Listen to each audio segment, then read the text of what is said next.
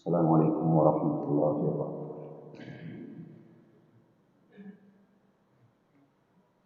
الحمد للہ وکفی وسلام علی عباده الذین اصطفى، اما بعد، اعوذ باللہ من الشیطان الرجیم، بسم اللہ الرحمن الرحیم۔ یا ایھا الذین آمنوا قوا انفسکم واہلیکم نارا، صدق اللہ العظیم۔ وقال النبی صلی اللہ علیہ وسلم، کلکم راع وکلکم مسئول عن رعیتہ، او کما قال علیہ السلام۔ اللہم صل علی سیدنا محمد وعلی آل سیدنا محمد مبارک وسلم۔ یہ زمانہ در حقیقت فتنوں کا زمانہ ہے۔ فتنوں کی کثرت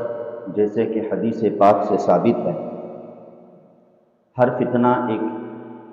آزمائش ہے ایمان اور عدم ایمان کے تعلق سے، لیکن ظاہر ہے کہ جب بیماری ہوتی ہے تو اس بیماری کے ساتھ اللہ تعالیٰ نے اس کی دوا اور اس کے علاج کا بھی انتظام فرمایا ہے۔ نبی کریم صلی اللہ علیہ وسلم کا فرمان، لِكُلِّ دَاءٍ دَوَاءٌ، او کما قال علیہ السلام، حدیث میں آتا ہے ہر بیماری کی ایک دوا ہوتی ہے، ہر بیماری کا ایک اپنا علاج ہوتا ہے۔ اب چاہے وہ بیماری جسمانی ہو، چاہے وہ بیماری روحانی ہو۔ اگر جسمانی بیماریاں ہیں، اللہ ہم سب کی حفاظت فرمائے، تو یہ نہیں کہا جائے گا کہ لا علاج بیماری ہے، اس کا علاج ہے، اس کی دوا ہے، اللہ نے دوا کا انتظام فرمایا۔ تو بعض بیماریاں روحانی ہوتی ہیں، جس بیماری سے روح ختم ہوتی ہے، روحانیت ختم ہوتی ہے، ایمان کمزور پڑتا ہے، ایمان ختم ہونے کے قریب ہوتا ہے، تو اللہ تعالیٰ نے ان روحانی بیماریوں کا بھی علاج رکھا ہے، اسباب اللہ نے رکھا ہے، دوائیاں رکھی ہیں۔ ضرورت ہے کہ ان دوائیوں کو اور ان علاج کو ہم اختیار کریں۔ یہ جو فتنوں کا جو زمانہ ہے، اس فتنے میں خصوصیت کے ساتھ ایمان کا ایک بہت بڑا چیلنج ہے، ایمان پر باقی رہنے کا۔ تو اس سے نہ تو گھبرانے کی ضرورت ہے اور نہ ہی بے فکری میں رہنا چاہیے۔ بے فکری میں رہنا یہ ایک بہت بڑی بیماری ہے، غفلت میں رہنا یہ بہت بڑی بیماری ہے۔ اللہ تعالیٰ نے قرآن کریم میں ایک چھوٹی سی آیت ذکر فرمائی ہے، جس کو ہم بارہا سنتے ہیں اور پڑھتے ہیں، فَإِنَّ مَعَ الْعُسْرِ يُسْرًا، ہر تکلیف کے ساتھ آسانی ہے۔ تکلیف کا زمانہ ہمیشہ نہیں رہتا، بلکہ آسانی وہیں کہیں چھپی ہوئی رہتی ہے تکلیف کے ساتھ۔ ضرورت ہے کہ اس آسانی کے راستے کو ہم تلاش کریں، اس آسانی کے راستے پر ہم آ جائیں۔ تو فتنے در حقیقت بہت سارے ہیں، اور یاد رکھیے جو فتنہ رونما ہوتا ہے، ظاہر ہوتا ہے، وہ کوئی علل اعلان نہیں آتا، کوئی ایڈورٹائز کرتے ہوئے نہیں آتا ہے، بلکہ فتنہ چھپ کر آتا ہے، زمینی سطح سے آتا ہے۔ جب بھی کوئی فتنہ اٹھتا ہے تو وہ خاموشی سے زمینی سطح سے اٹھتا ہے، علل اعلان وہ ظاہر نہیں ہوتا۔ آپ تاریخ کا مطالعہ کر کے دیکھ لیجئے، جو بھی فتنے رونما ہوئے اس کا انداز یہی رہا ہے۔ سمجھانے کے لیے، بھئی ماضی قریب میں ایک فتنہ شکیلیت رونما ہوا تھا، بڑے بڑے علماء کرام نے اس پر خطاب کیا، اس کی بیخبونی کی، لیکن یہ فتنہ کوئی جلسے جلوس کی شکل میں نہیں آیا کہ بھئی بڑے بڑے جلسے جلوس ہو رہے شکیلیت کے نام پر، ہے نا، بڑے بڑے سیمینار ہو رہے ہیں، ایسا کچھ نہیں ہے۔ خاموشی سے کام کر رہا تھا، اور کس طریقے سے کام کر کے اس نے اپنے فتنے کی زد میں لاکھوں نوجوانوں کو اس نے لے لیا۔ تو فتنہ دبے پاؤ آتا ہے۔ اب اس فتنوں کا جو توڑ ہے، تو ہمیں بھی اسی راستے کو اختیار کرنا ہے کہ خاموشی سے ہمیں ان فتنوں کا سد باب کرنا ہے، ان فتنوں کا خاتمہ کرنا ہے، زمینی سطح پر رہ کر ہمیں کاموں کو اختیار کرنا ہے۔ المختصر، یہ تمہید بولنا بھی مقصود نہیں تھی، چونکہ جمعے کا وقت ہی ویسے بھی بہت کم اور محدود ہوتا ہے۔ 15 سے 20 منٹ پر ان حساس موضوعات پر بات کی جائے، یہ بھی ایک بہت بڑا چیلنج ہوتا ہے۔ بہرحال فی الوقت جو ارتداد کا جو معاملہ ہے، جو چند ہفتوں سے بات چل رہی ہے کہ بھئی ایک بہت بڑی پیڑھی اور ایک بہت بڑی نسل ہماری اس حقیقی ارتداد کی طرف کہہ لیجئے گا یا ذہنی، جیسے کہ گزشتہ بات ہوئی، ذہنی اور فکری ارتداد کی طرف بڑھ رہی ہے، تو ان کے ہمیں اسباب کو سوچنا ہے کہ آخر ان کے اسباب کیا ہے اور ان اسباب کا حل کیا ہے، وہ ہمیں سوچنے اور سمجھنے کی ضرورت ہے۔ سب سے پہلی چیز کہ دور حاضر میں جو یہ فتنہ بہت تیزی سے آگے بڑھ رہا ہے اور اسے جو اسٹیج ملا ہے عمل کرنے کے لیے اور محنت کرنے کے لیے، وہ اسٹیج کوئی اور نہیں بلکہ وہ اسٹیج ایک تعلیمی سسٹم اور ایک تعلیمی نظام ہے کہ اس تعلیمی سسٹم اور اس تعلیمی نظام کے ذریعے سے اس ذہنی یا حقیقی ارتدادی فتنے کو بڑھاوا دینے کی کوشش کی جا رہی ہے۔ کوئی گھروں میں یہ فتنہ نہیں پیدا ہو رہا بظاہر، اکثر و بیشتر، کہ بھئی گھر سے کوئی مرتد بن کر نکل رہا ہے، یا یہ جو کام ہو رہا ہے اس کام کا اسٹیج اسکول، کالجز اور موجودہ تعلیمی نظام ہے۔ یاد رکھیے، چند سالوں پہلے اللہ کے فضل و کرم سے ہمارے اس ملک کا جو تعلیمی نظام تھا وہ سیکولر تعلیمی نظام تھا، صرف نفس سبجیکٹ اور نفس مضامین کو پڑھایا جاتا تھا، قطع نظر اس سے کہ اس سے کس کا مذہب ہے اور کس کا مذہب نہیں ہے کوئی بحث نہیں ہوتی تھی اسکول اور کالجز میں، بلکہ مطلقاً بچوں کو ایک تعلیم دی جاتی تھی، فی نفسہ ہی تعلیم ہوتی تھی، اس میں بظاہر کسی مذہب کی عکاسی نہیں ہوتی تھی۔ لیکن چند سالوں سے، یہ کہہ لیجئے گا کہ چند ہی سالوں سے، ماضی قریب سے اسے متعین کر دیا گیا اور اس تعلیمی نظام کو ایک مذہبی تعلیمی نظام بنانے کی کوشش کی گئی اور اس پر عمل شروع ہو چکا ہے کہ بھئی جو بھی تعلیمی نظام ہے اسے ایک مذہبیت کا رنگ دیا جائے، اسے ایک مخصوص مذہب کا رنگ دے کر ان نسل میں اور ان اولادوں میں وہ مذہبیت کی چیزیں ان کے اندر داخل کی جاوے، دانستہ طور پر نادانستہ طور پر اس سے کچھ فرق نہیں پڑتا۔ حتیٰ کہ جو پڑھانے، ضروری نہیں کہ بھی جو پڑھانے والا ہے، ٹیچر ہو یا جو بھی اسکول میں پڑھا رہا ہے، تو وہ پڑھانے والا بھی اس نیت سے پڑھا رہا ہے کہ میں ان کے ذہن میں مذہبیت ڈال رہا ہوں۔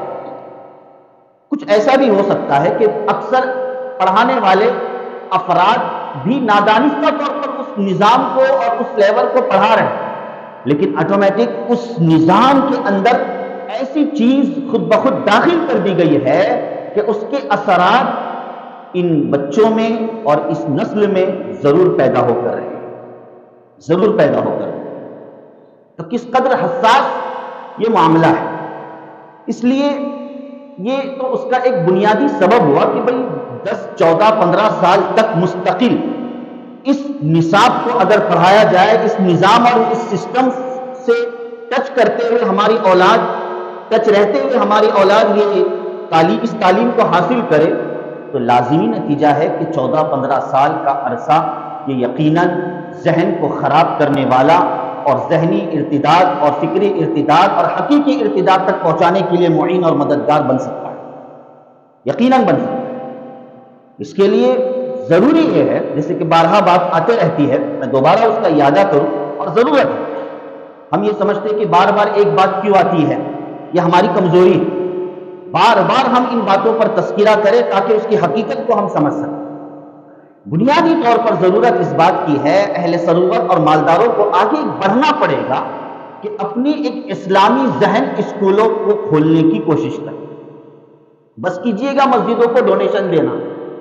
بس کیجئے گا یہاں وہاں پیسوں کو خرچ کرنا شادی بیاہ میں فضول۔ ضرورت اس بات کی ہے کہ اسلامی اسکول کھولی جائے، اس سے پہلے میں نے واقعہ پیش بھی کیا تھا، مولانا علی میاں ندوی رحمۃ اللہ علیہ جو بہت بڑے مفکر اسلام ہیں، تو ان سے کسی نے پوچھا کہ میں کچھ داد دہشت کرنا چاہتا ہوں، ڈونیٹ کرنا چاہتا ہوں۔ مولانا نے کتنا بہترین جواب دیا اور فرمایا کہ دیکھو میں ایک مدرسے والا ہوں، میں اگر کہوں تو کہہ سکتا ہوں کہ میرے مدرسے کے لیے یا فلانی مدرسے کے لیے ڈونیٹ کر دو یا فلانی مسجد کے لیے ڈونیشن دے دو، لیکن میں تمہیں یہ کہوں گا کہ اس وقت کے حالات کے اعتبار سے ضرورت یہ ہے کہ مسلمان اپنی اسلامی اسکولوں کو کھولے، بہت ضرورت، اسلامی اسکولوں کو رواج دے، اس کے بغیر چارے کار ہی نہیں ہے، چونکہ یہ بہت آسان ذریعہ اور طریقہ ہے کہ ہم اسلامی ذہن اسکولوں کو اگر کھولیں گے تو اس کے ذریعے سے ہمیں اپنی اولاد کو بٹورنے کا اور سمیٹنے کا، ان کے ذہنوں کو محفوظ رکھنے کا ہمیں ایک بہترین موقع مل سکتا ہے، ورنہ پھر اس کے مخالف شکل میں ہمیں بہت محنت کرنی پڑے، اس کے مخالف شکل میں ہمیں بہت محنت کرنی پڑے۔ تو سب سے پہلی چیز، ہر ایک موضوع مستقل ایک خطاب کی حیثیت رکھتا ہے، ایک بیان اور ایک تقریر کہہ لیجئے اس کی حیثیت رکھتا ہے۔ اب میں اسے موضوع کی حیثیت سے نہیں پیش کر رہا ہوں، صرف نفس اسباب اور اس کے حل کا سرسری تذکرہ کر رہا ہوں۔ دوسری چیز یہ ہے، ایک تو اسلامی اسکول کا انتظام ہو، اور دوسری چیز یہ ہے کہ ہمارے وہ بچے یا ہماری وہ بچیاں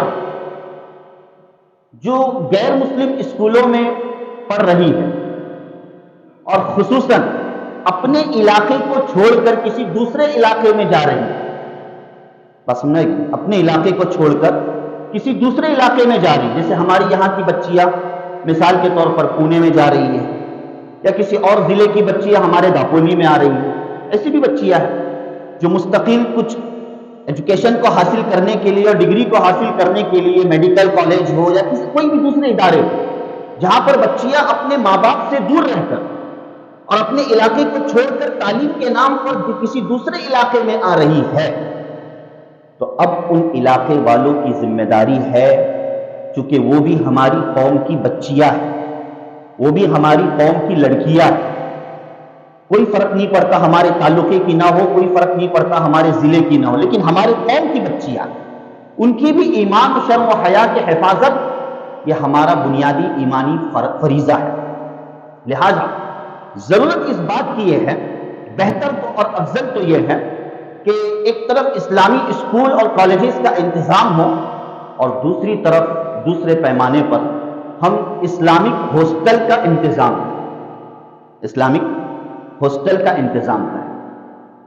آج ہمارے کوکن میں کہیں اور دور کی مثالیں نہیں دیتا، اس سے پہلے بھی بات آ چکی، کوکن میں بھی ایسی مثالیں موجود ہیں کہ جو چھوٹے پیمانے پر ایک اسلامک ہاسٹل کا نظام انہوں نے قائم کیا، جس کی بنیاد پر اللہ کے فضل و کرم سے دین کی تعلیم تو ہے ہی، حاصل ہی ہے، اور دنیاوی تعلیم بھی اس قدر اور اس طرح بہترین دی جا رہی ہے کہ پورے علاقائی اعتبار سے نمونے کے ان کے ریزلٹ آ رہے ہیں، اس لیے کہ وہ ایک اسلامی ہاسٹل کی ایک برکت ہوتی ہے، اسلامی ماحول کی ایک برکت ہوتی ہے، اللہ کی مدد آتی ہے۔ تو اسلامی ہاسٹل کا انتظام کریں، یا کسی نہ کسی درجے میں، ظاہر ہے کہ ہماری یہ بچیاں جو دوسرے علاقے سے آ کر ہمارے علاقے میں تعلیم حاصل کرنے کے لیے آتی ہے تو لا محالہ کسی نہ کسی کے فلیٹ میں رہتی ہوگی، بھئی ہے کہ نہیں، بھاڑے سے، کرائے سے، رینٹ پر کسی نہ کسی کے فلیٹ میں رہتی ہوگی، کہیں نہ کہیں ایک ساتھ اجتماعی طور پر، خصوصاً میں بچیوں کے تعلق سے کہہ رہا ہوں، لڑکیوں کے تعلق سے کہہ رہا ہوں کہ بھئی 10-5 بچیاں مل کر کسی کے فلیٹ میں رینٹ پر رہ رہی ہے۔ اب اس فلیٹ والے کا کام ہے وہ یہ نہ سمجھے اسے صرف نفس رینٹ سے مطلب ہو، نعوذ باللہ من ذالک، کتنی گھٹیا قسم کی سوچ ہے کہ بھئی وہ کچھ بھی کرے، مجھے کیا فرق پڑتا ہے، مجھے میرے بھاڑے سے مقصود ہے، مجھے میرا کرایہ چاہیے، وہ بھاڑ میں جائے، ادھر جائے نہ جائے، مجھے اس سے کچھ پرواہ نہیں۔ کلکم راع وکلکم مسئول عن رعیتہ، تم میں سے ہر ایک ذمہ دار ہے، اللہ کے نبی صلی اللہ علیہ وسلم نے فرمایا ہے تم میں سے ہر ایک ذمہ دار ہے، اور ہر ذمہ دار سے قیامت کے دن اللہ تعالیٰ سوال کرے، تو سوال سے ڈریے گا، اس کا ڈر اور خوف ہمیں اپنے دل میں رکھنا ہے۔ تو کیوں نہ ہم اپنے اس چھوٹے سے ایک فلیٹ کو، جس کو ہم نے کرایہ پر ان بچیوں کو دے رکھا ہے، جو بچیاں کالج اور ایجوکیشن کے نام پر وہاں رہ رہی ہیں، ہم ایک اسے مختصر پیمانے پر ایک اسلامک ہاسٹل بنانے کی فکر اور کوشش کریں۔ نہیں کر سکتے؟ بہت آسان ہے ایڈمیشن، اور آپ کو ہم بچی کو رہنے کے لیے اسی وقت دیں گے تاکہ جب کہ وہ ہماری کنڈیشن کو قبول کرے. ہماری یہ کنڈیشن ہے، اور یقیناً اگر وہ سرپرست ان کنڈیشن کو قبول نہیں کر رہے تو پھر کیا ان کی غیرت ماری گئی ہے کہ بھئی اس وقت پر بچی نے آنا چاہیے، پردے و برقعے کا اہتمام کرنا چاہیے، اور بہت سارے کنڈیشنز ہو سکتے جس کو سوچا جا سکتا ہے اچھے انداز سے. اور بڑے پیمانے پر اسلامک ہاسٹل نہ کرتے ہوئے چھوٹے پیمانے کے اسلامک ہاسٹل بھی کارگر اور نفامند ہو سکتے ہیں، اور کسی حد تک ہماری یہ بچیاں فواحشات اور بے حیائی کے راستوں کی طرف جانے سے رک سکتی ہے عمدن، چاہے دل سے نہیں لیکن بہرحال کچھ نہ کچھ تو ان کے اندر ڈر اور خوف پیدا ہو سکتا ہے. یہ ضرورت ہے، اس سلسلے میں ہمیں تعاون کرنے کی ازحد ضرورت ہے. اسی طریقے سے بنیادی ہماری بچیوں میں اور لڑکیوں میں خصوصاً، لڑکوں میں بھی، ایسا نہیں کہ لڑکوں کا معاملہ نہیں ہے، ہماری اولاد میں بنیادی طور پر ہم دینی تعلیم کا رواج دیں. بار بار یہ بات آ رہی ہے، دینی تعلیم کا رواج، انہیں دین سکھلائے، بڑے پیمانے پر انہیں دین بتلائے کہ بھئی کیا دین ہوتا ہے، اللہ اور رسول کی انہیں ہم پہچان کریں. اس سلسلے میں بچیاں اور بچے اگر چھوٹے ہیں تو مکتب کا ایک بہترین نظام ہے، اس بہترین مکتب کے نظام سے اپنے بچوں کو اور اپنی اولادوں کو وابستہ رکھیں. اور اگر یہ بچے بڑے ہو چکے ہیں تب بھی انہیں شتر بے مہار نہ چھوڑے، خالی نہ چھوڑے، ان کے لیے دینی تعلیم کا نظم اور انتظام کریں. افسوس یہ ہوتا ہے کہ خصوصاً ہماری لڑکیاں اور ہماری بچیاں اچھا گریجویشن کر لیتی ہے، ہائی ایجوکیشن حاصل کر لیتی ہے، لیکن دینی اعتبار سے بڑی کوری ہوتی ہے اور بڑی کھوکھلی ہوتی ہے. اس سلسلے میں ہمارے اس ملک کے ایک بہت بڑی شخصیت حضرت مولانا خالد بیگ ندوی مدظ اللہ العالی، انہوں نے اپنے انٹرویو میں پیش کیا، ایک بہت بڑی شخصیت ہے جو الحمدللہ کئی اسکولوں کے ذمہ دار ہیں، اسلامک اسکولیں چلاتے ہیں.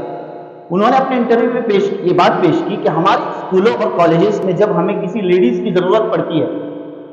ٹیچرز کی، تو ہم ان کا انٹرویو، میں نے خود کتنی یعنی 100 سے زائد لڑکیوں کا میں نے انٹرویو لیا، وہ خود کہہ رہے کئی بچیوں کا اور لڑکیوں کا میں نے انٹرویو لیا اسکول کے سلیکشن کی خاطر. حالانکہ ان کا دنیاوی اور عصری تعلیم کا معاملہ دیکھا جائے تو ہائی فائی ایجوکیشن ہے، ان کی بہترین ایجوکیشن ہے، لیکن چونکہ ہمارے اسکول کا نظام ایک اسلامی نظام ہے، اس لیے دین اور اسلام سے کچھ وابستگی بھی ضروری ہے، اس لیے کچھ ہم دین کے بنیادی اور موٹے موٹے ہم سوالات کرتے ہیں. افسوس کے ساتھ میں بتلاتا ہوں، حضرت فرماتے ہیں کہ میں نے کئی بچیوں کو یہ سوال کیا کہ ہمارے پیارے نبی صلی اللہ علیہ وسلم کا نام کیا ہے، بچیاں بوکھلا گئی، ان کی زبان پر وہ نام بھی نہیں آ سکا، ان کی زبان پر وہ نام بھی نہیں آ سکا. اور اگر جن بچیوں نے نام بھی پیش کی تو جب پوچھا گیا کہ ہمارے نبی صلی اللہ علیہ وسلم کس جگہ پر مبعوث ہوئے، کس علاقے میں اللہ تعالیٰ نے آپ کو بھیجا ابتدائی، تو بچیاں وہ بنیادی بات اور وہ چیز بھی پیش نہیں کر سکی. جب ہمارے نبی صلی اللہ علیہ وسلم کے نام اور رہائش اور علاقے اور مسکن سے یہ ناواقفیت ہے تو نبی کی تعلیمات کا کیا حال ہوگا. یہ آج ہمارے بچوں کا اور ہمارے نسلوں کا یہ دینی معاملہ ہے. ظاہر ہے کہ جب دینی یہ مزاج نہیں، نبی کا نام صحیح طریقے سے پتہ نہیں، تو ارتداد کی ہواؤں سے ہماری نسل کیا محفوظ رہ سکتی ہے؟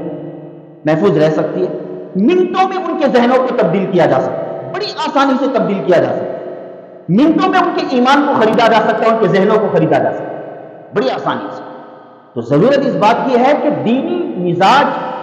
اپنی بچیوں کے اندر خصوصاً اور اپنی اولادوں کے اندر ہم دینی مزاج پیدا کرنے کی فکر اور کوشش کریں، انہیں دینی تعلیم دیں، دینی تعلیم. اسی طریقے سے علاقائی اعتبار سے ہم مستورات کا، لڑکیوں کا وقتاً فوقتاً پروگرام رکھیں. وقتاً فوقتاً کیا رکھیں؟ پروگرام رکھیں.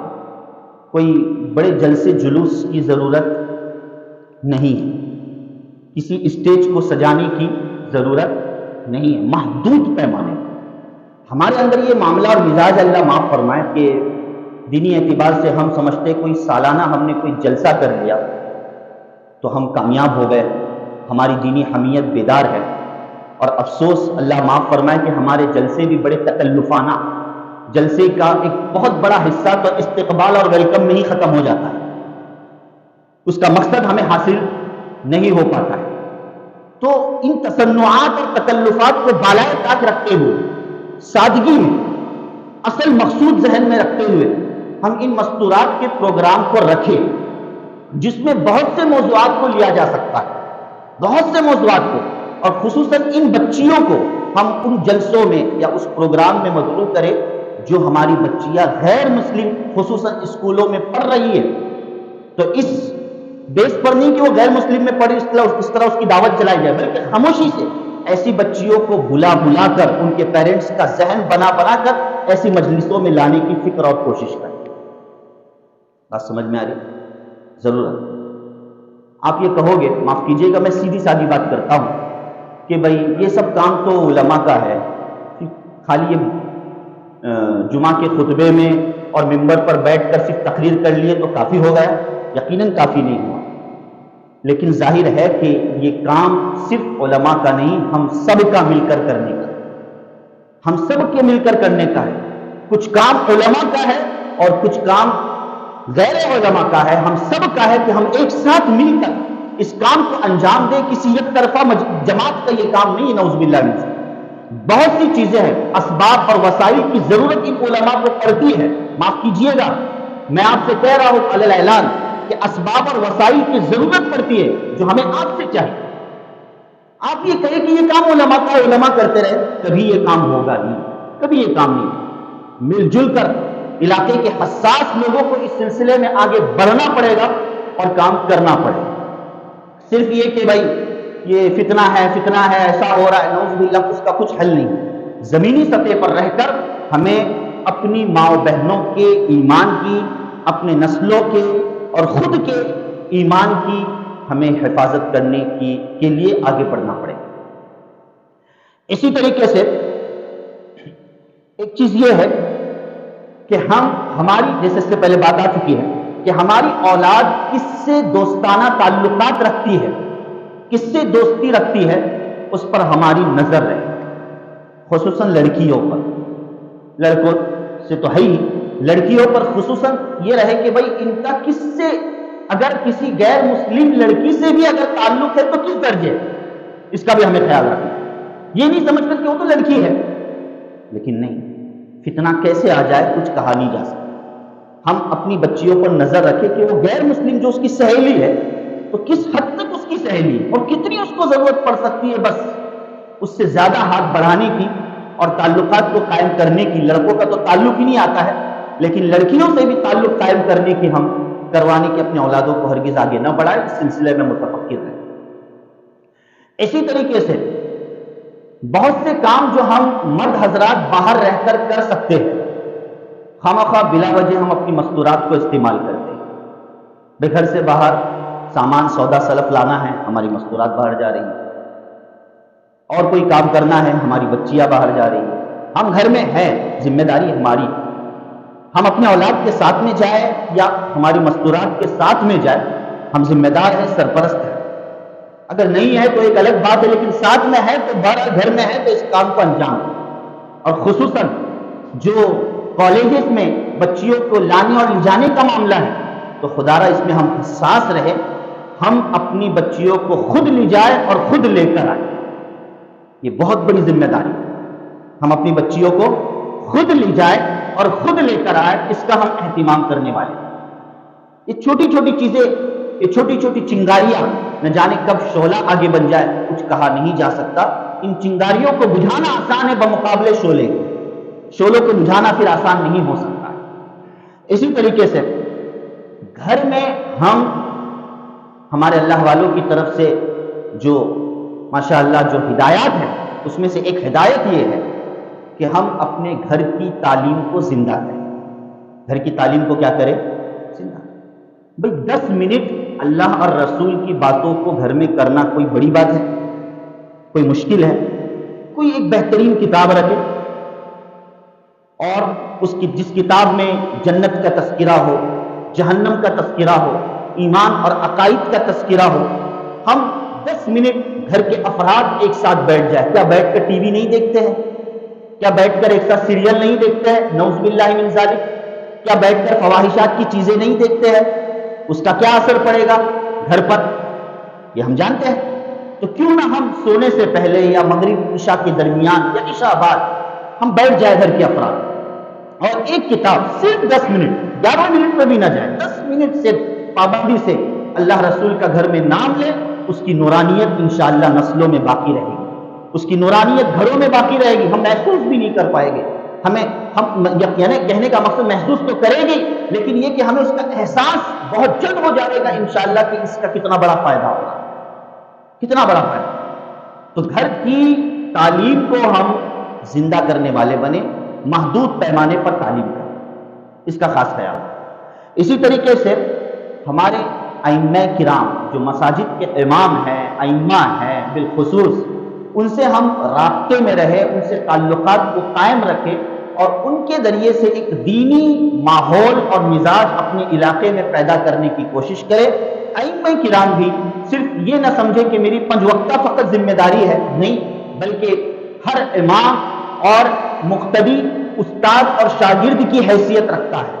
استاد اور شاگرد کا رشتہ رکھتا ہے۔ ہر مسجد کا جو امام ہوتا ہے، اس مسجد کے جو مقتدی ہے اس کے شاگرد ہیں، تو اس حیثیت سے اپنے شاگردوں کی وہ فکر کرے اور ان کے اندر بھی دینی مزاج پیدا ہو، اس کی کوشش کرے۔ بہرحال یہ چند باتیں تھی، چند اسباب اور اس کے حل کو اجمالی طور پہ آپ حضرات کے سامنے پیش کیا گیا۔ ہمیں چاہیے کہ ہم عملی اعتبار سے ان پر عمل پیرا ہوں تاکہ ہم اپنی نسلوں کی اور خود کی بھی ایمان کی حفاظت کر سکیں۔ اب جیسے مکتب کے تعلق سے بات آئی تھی، مکتب کو مضبوط کرے اور خصوصاً مسجد کے مکتب کو مضبوط کرنے کی فکر اور کوشش کریں، جیسے کہ اس مسجد کا بھی ایک مطالبہ ہے آپ لوگوں سے کہ ماشاءاللہ یہاں بھی اس مسجد میں بھی مکتب چلتا ہے، چونکہ ایک درمیان میں چھٹی کا موقع گزر چکا ہے، سلسلہ مکتب کا ٹوٹ چکا ہے۔ گزارش ہے اور اپیل ہے کہ اپنے اپنے بچوں کو خصوصیت کے ساتھ مسجد کے مکتب کے ساتھ لاحق کریں اور مسجد کے مکاتب کو مضبوط کرنے کی کوشش کریں۔ میرے بیانات میں ایک بیان میں نے مختصر یہ بھی کیا ہے کسی جگہ پر اور وہ موجود بھی ہے کہ بھائی ٹیوشن افضل ہے یا مسجد کا مکتب افضل ہے۔ ظاہر بات ہے کہ ٹیوشن کے کیا نقصانات ہیں اور مسجد کے مکتب کے کیا فوائد ہیں، ایک مستقل وہ اس موضوع کے اندر وہ ساری چیزیں موجود ہیں۔ بہرحال تو مسجد کے مکتب کو ہم زندہ کرنے والے بنے، ہمارے اڑوس پڑوس کی ذمہ داری ہے کہ اس سنت کو ہم زندہ کریں جو سنت دور نبوی سے چلا آ رہا ہے۔ جو سنت کیا ہے مسجد کے مکتب کو زندہ کرنے کی، دور نبوی سے چلی آ رہی ہے، تو اڑوس پڑوس کے گھروں کی یہ بنیادی ذمہ داری ہے۔ اللہ تعالیٰ پکڑ کرے گا، پوچھ کرے گا کہ ذمہ داری کہ ہم اپنے مسجد کے مکتب کو مردہ ہونے سے بچائیں، اس کو زندہ کرنے والے بنیں۔ تو کوشش کریں کہ بھائی زیادہ سے زیادہ تعداد میں مساجد کے مکتب کو ہم زندہ کرنے والے بنیں، اور بالخصوص اس مسجد کا ایک مطالبہ ہے کہ بھائی جو اڑوس پڑوس کے افراد ہے اور عملہ ہے وہ بالخصوص امام صاحب سے مل کر مکتب کی اپنی ترتیب اپنے بچوں کی بنائیں۔ دوسری چیز یہ ہے، معاف کیجئے گا وقت ہو گیا ہے، بارش کا معاملہ ہے۔ ہم دیکھ رہے ہیں کہ وقت ہو چکا ہے لیکن پھر بھی بارش نہیں برس رہی ہے۔ ہم چونکہ اسباب کی طرف ہماری توجہات زیادہ ہوتی ہے کہ بھئی جون مہینہ آ گیا تو بارش برسنی چاہیے، کیرل میں بارش آ گئی تو اب یہاں بھی آنی چاہیے۔ یہ ہمارے ایک کیا ہے اسبابی ذہنیت ہے، ٹھیک ہے وہ اپنی جگہ پر، لیکن ایک ایمان والا اسباب پر نظر نہیں کرتا بلکہ مسبب الاسباب پر نظر کرتا ہے۔ اس لیے اللہ چاہتے ہیں، اور اللہ تو چاہتے ہی ہے کہ بندہ مجھ سے ہمیشہ مانگے، تو کیوں نہ ہم اپنی نمازوں میں، نمازوں کے بعد خصوصاً انفرادی اجتماعی جیسا موقع ملے اللہ تعالیٰ سے بارش کی دعائیں مانگیں، اللہ تعالیٰ سے بارش کی دعائیں مانگیں، اور وہ پوری دعائیں ثابت ہیں۔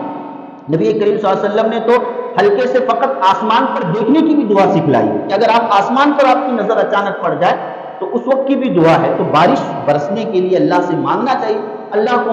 مانگے ہوئے بندے بہت خوش، اللہ بہت خوش ہوتے ہیں ان بندوں سے، اس لیے خصوصیت کے ساتھ بارش اللہ سے مانگتے رہے۔ ہو سکتا ہے ہمارا منگنا اللہ کے یہاں قبول ہو جائے اور یہی بارش کے برسنے کا سبب اور ذریعہ بن جائے۔ آمین یا رب العالمین۔ وآخر دعوانا ان الحمد